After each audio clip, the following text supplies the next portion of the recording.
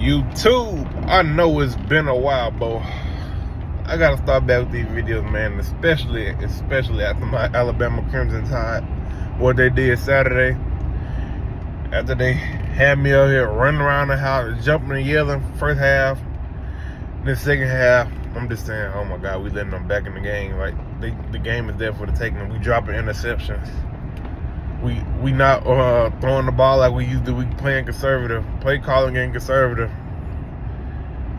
But man, Jalen Miro, if he's not at the top of your Heisman candidacy with Genty from Boise State, which we gonna talk about probably next video, because dude, 4 games through, this dude is almost at 900 yards rushing. 4 games.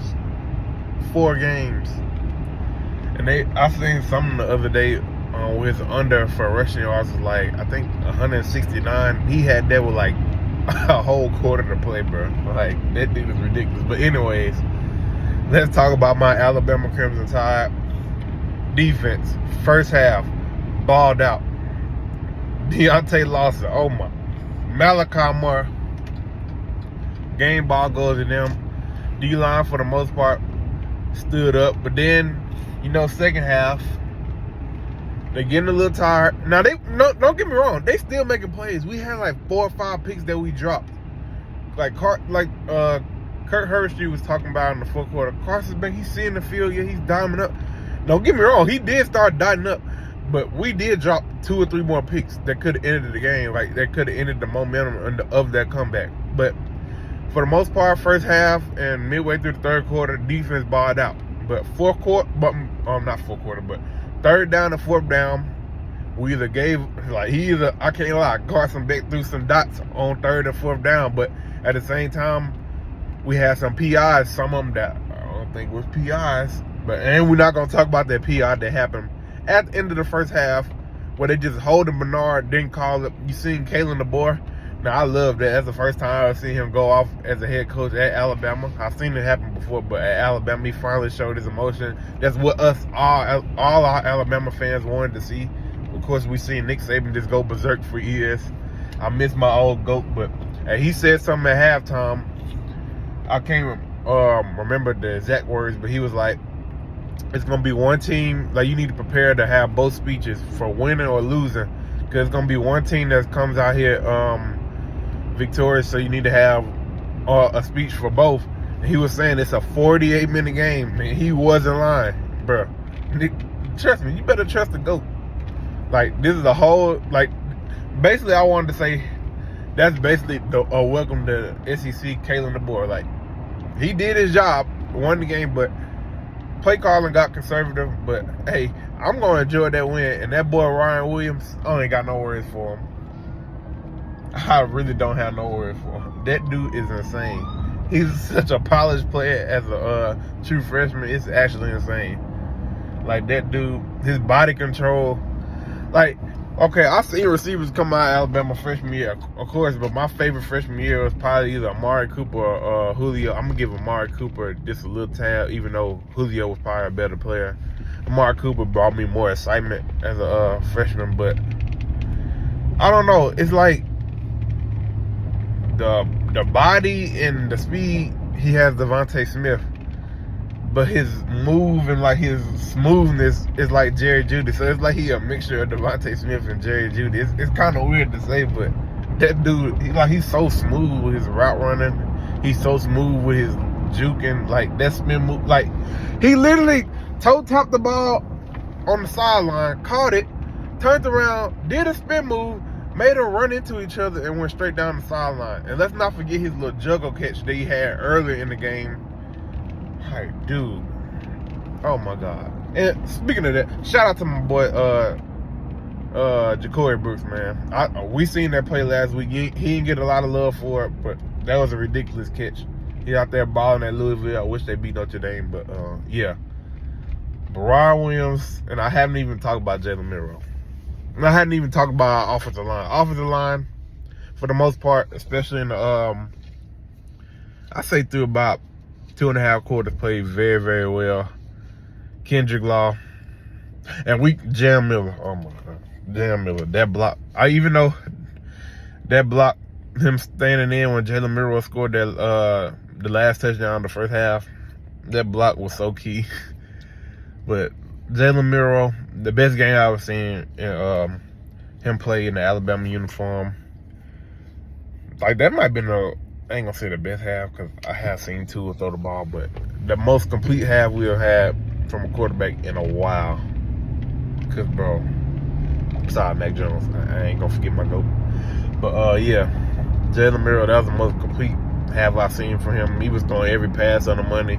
He was doing timely runs. Like, Jalen Miller play like that every week. It's gonna be hard for somebody to beat Alabama, even though we still got this still the beginning of the season.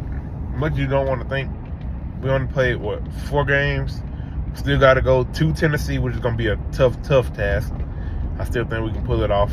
Got to go to LSU. Still got Missouri, who I think, in my opinion, they might give us a game, but in my opinion, I still think they're kind of overrated. I honestly think A&M will beat them this weekend.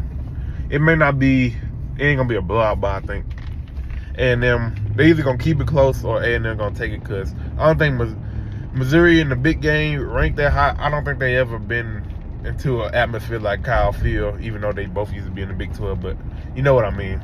Like, I don't think they ever been in that atmosphere, ranked that high stakes. I don't know if they ready for that yet, but time will tell coming up this week. But Jalen Miller, man, I don't want to say, I'm not gonna say it like this, but I love Nick Saban. Nick Saban is my GOAT, but I just feel like this group offensively, especially offensively, maybe even defensively, because Womack, oh my God. Hey, them disguises he's been coming out in cover 0, he kind of like Brian Flores, man. Because, bruh, when I was seeing cover 0, as many times have I seen Bill O'Brien not be able to block cover 0 for 2 years, to see it happen on the outside, it just made me feel great. Carson Beck getting nervous right before half. He's seen cover 0, just throw it. He bagged up in the end zone, just threw it straight up towards the sideline. That might have been the biggest play of the game, if you want to be honest, getting that intentional grounder for a safety, because that did come back. Even though Ryan Williams had that big play at the end, that 2-point conversion and that safety right before half was really the biggest plays of the game, if you want to think about it. It may not have been the most exciting plays, but those two were the 2 big plays for Alabama to win that game. But shout out to the poise of Alabama, and shout out to Georgia for keeping the poise. Carson Beck, even though you was throwing some passes I feel like they should have picked off, he did show me a little something, but I still don't think he's the number 1 rated quarterback coming out the draft, Mel Kiper. But hey, he's still legit. Like, he's legit. That was the first time I ever seen him show emotion when they started to come back. I actually like that, and I hope Alabama and Georgia play again. They might play 3 more times, especially if but I don't know. Even though Texas ain't playing nobody, if Quinn Ewers come back healthy, even though I like Arthur Manning, Texas and Georgia will decide basically everything. Now, if Georgia plays like they did the first half, I ain't gonna lie, they might lose to Texas. Well, I ain't gonna say I still think they might lose to Texas, but they might lose to Texas. They still gotta play Tennessee. They still gotta play Ole Miss, even though Ole Miss, Lane Kiffin. I feel like every time Lane Kiffin gets in that position, I feel like we giving his team too much praise. It always happens. They lose. Every time I give them too much praise, they get in that position, they always lose. So, all right, I'm not even gonna give them much praise, but I still think they can pull something off. But it's been your brother Tim.